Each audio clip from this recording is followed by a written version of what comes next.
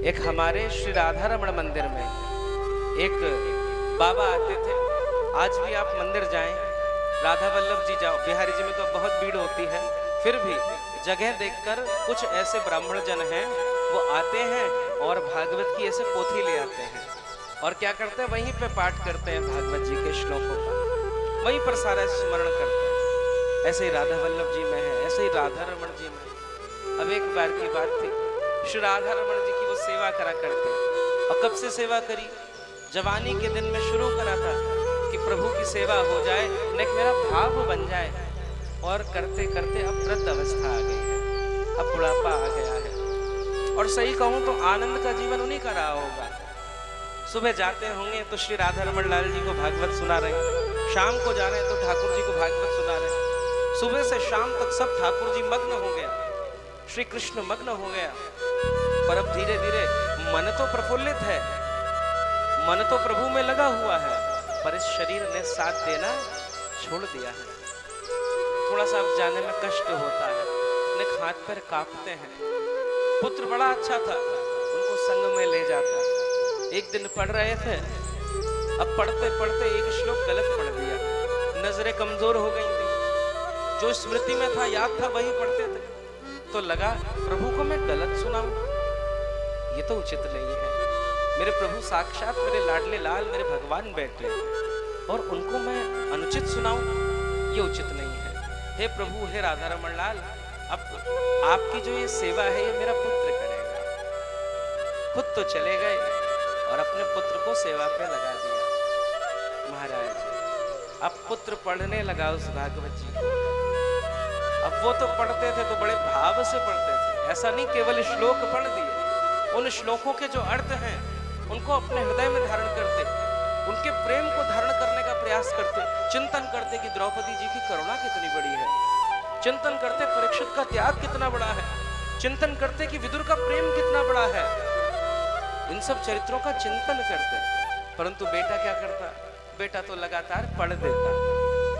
अब श्री राधा रमण लाल जी को खूब याद आने लगी कि भैया वो पुजारी जी आ जाएं, भागवत जी पढ़े ना पढ़े, कम से कम अपने दर्शन तो दे जाएं। कहने का अभिप्राय क्या है कि अगर हम प्रभु की सेवा में कोई कार्य करते हैं तो प्रभु की स्मृति में बन जाते हैं। महाभारत में ऐसा वर्णन है, भगवान की अगर 14 वर्ष तक लगातार कोई सेवा कर ली जाए तो फिर क्या होता है, उससे हमें प्रभु की प्राप्ति हो जाती है। अब उन्होंने तो कितने वर्षों तक करी, 25-26 की आयु में आए थे और आज 70-80 के हो गए हैं, तो प्रभु का सहज उनसे प्रेम हो गया। अब पुत्र तो बेचारा पोथी पढ़ के चला गया, और इधर श्री स्वामी जी महाराज ब्राह्मण देवता क्या करने लग गए, बेचारे अपने घर में बैठे थे, आराम कर रहे थे, और सोते सोते लेटते हुए एक नींद आ गई, और जैसे नींद आई है तुरंत श्री राधा रमण लाल जी उनके स्वप्न में आ गए। भगवान के 3 प्रकार के दर्शन होते हैं, श्री डोंगरे जी महाराज कहते हैं।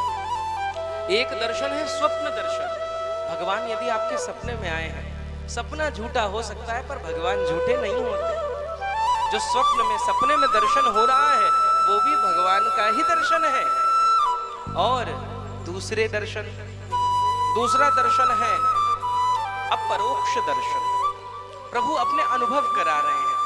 कभी हम भगवान के सामने जाते हैं तो क्या होता है, कभी वो मुस्कुरा के देख रहे हैं, कभी हमने कुछ भोग रखा तो उसमें से कुछ गायब मिल रहा है, तो ये अनुभव हो रहे हैं कि प्रभु जो है हमारी सेवा को स्वीकार कर रहे हैं। कभी हम इत्र लगा रहे हैं तो प्रभु अपने भाव प्रकट कर रहे हैं, कभी भी हम सुलाते हैं तो हैं तो वैसे लड्डू गोपाल, कभी आराम करते हुए मिलते हैं। ये सब जो है अपरोक्ष अनुभव है। और अंत में परोक्ष अनुभव, वो क्या है, भगवान का साक्षात्कार। जैसे स्वामी श्री हरदास जी महाराज के लिए उनके हृदय का प्रेम ही बाके बिहारी रूप में प्रकट हो गया, श्री हरिवंश जी के लिए राधा वल्लभ रूप में प्रकट हो गया। ऐसे ही भगवान जो है हमारे प्रेम से इतने रीझ जाते हैं कि साक्षात सामने प्रकट हो जाते हैं और हमारे संग लीलाएं करते हैं।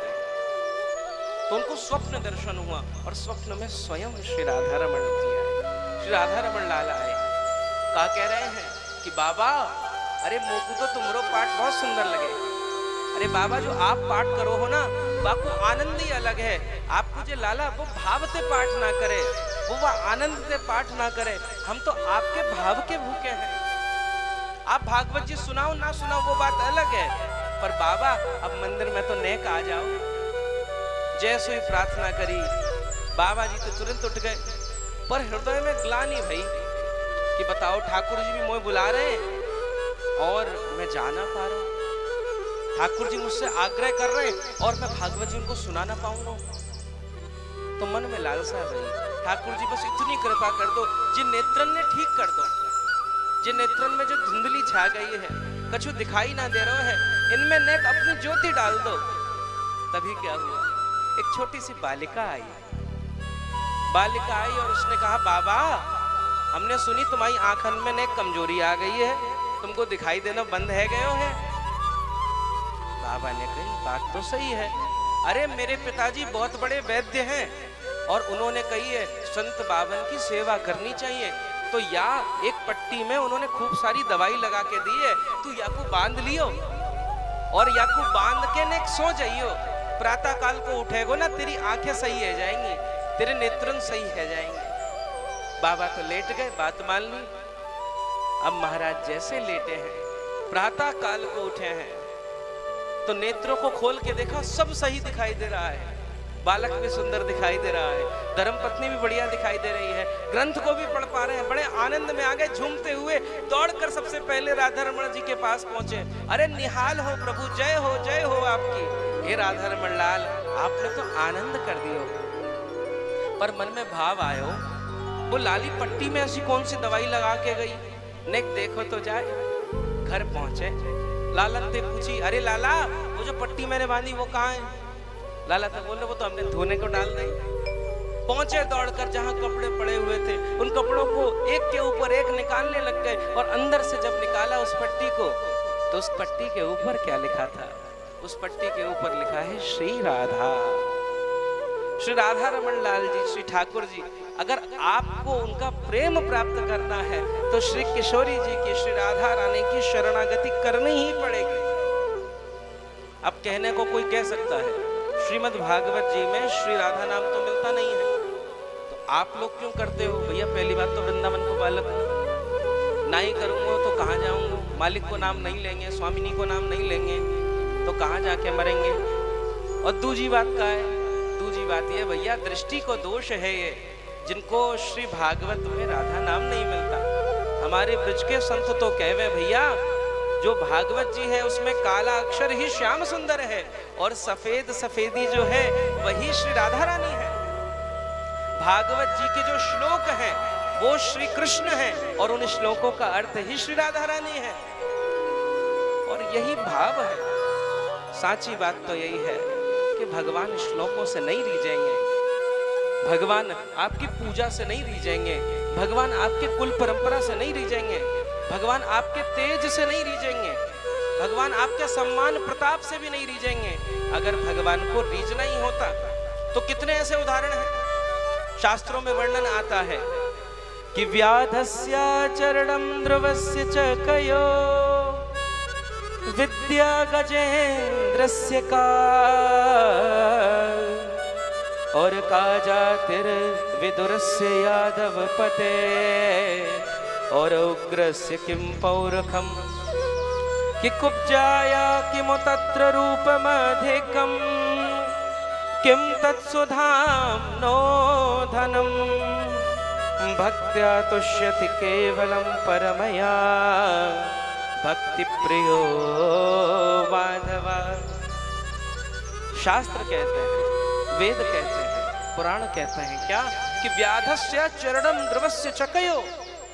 अगर भगवान पवित्रता देखते तो व्याध के पास क्यों जाते, उन जंगली लोगों के पास क्यों जाते, उनको सुख क्यों प्रदान करते, और उम्र देखते तो ध्रुवस्य चकयो ध्रुव और प्रहलाद के पास क्यों जाते। विद्या देखते, ज्ञान देखते तो गजेंद्र से कहा, उस गज के पास में, उस हाथी के पास में कौन सा ज्ञान था। वो तो बेचारा, उसको मगर ने जकड़ रखा है, मरने वाला है, कुछ समझ नहीं आ रहा तो बस कमल का एक पत्र उठा लिया है, भगवान उस पे रीझ गए हैं। आगे वर्णन करते, का जातिर विदुरस्य यादव पते, और जाति देखते तो विदुर पे कैसे रीझते, माता शबरी पे क्यों कृपा करते। आगे वर्णन करते हैं, उग्रस्य किम पौरुखम, कि वो जो उग्रसेन है अगर आयु देखते तो वृद्धों पे कृपा क्यों करते, रूप देखते तो कुब्जा पे क्यों कृपा करते। वो तो कुबड़ी थी, देखने में सौंदर्यवान नहीं, पर प्रभु ने उसको सौंदर्य प्रदान कर दिया।